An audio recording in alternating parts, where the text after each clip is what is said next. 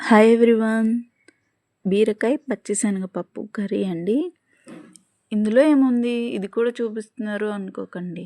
మెయిన్గా కావాల్సినవి ఉల్లిపాయ వెల్లుల్లి లేకుండా చేస్తున్నాము. సో స్టార్ట్ చేద్దాం. స్టవ్ ఆన్ చేసుకొని ఆయిల్, పసుపు వేసుకుందాం. దాని తర్వాత ఉప్పు, కల్లుప్పు యూస్ చేయండి, మంచిది. రెండు కలిపి తిప్పేసుకుందాం. ఒకసారి మనం బాగా కలిపి పచ్చిశనగపప్పు కూడా యూస్ చేద్దామండి. పచ్చిశనగపప్పు వేసుకొని ఒకసారి బాగా కలిపేసి ఇప్పుడు మనం చూపిస్తున్న ఇంగ్రీడియంట్స్ని పేస్ట్ చేసుకుందాం.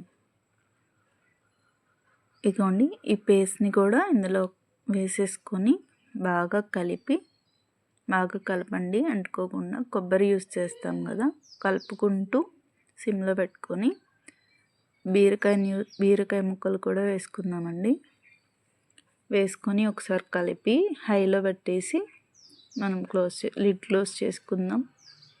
20 మినిట్స్ తర్వాత కొంచెం రుచికి సరిపడా కొంచెం సాల్ట్ లైట్గా వేసుకోవాలి. కారం, పచ్చిమిర్చి యూస్ చేసాం కదా, దానికోసం బాగా కలిపేసుకొని లాస్ట్లో కొత్తిమీర వేసుకొని ఒకసారి బాగా కలుపుకొని చక్కగా యమ్మీగా ఉండే మసాలా బీరకాయ కర్రీ హ్యాపీగా స్వాములకి పెట్టచ్చు, మనము తినొచ్చండి.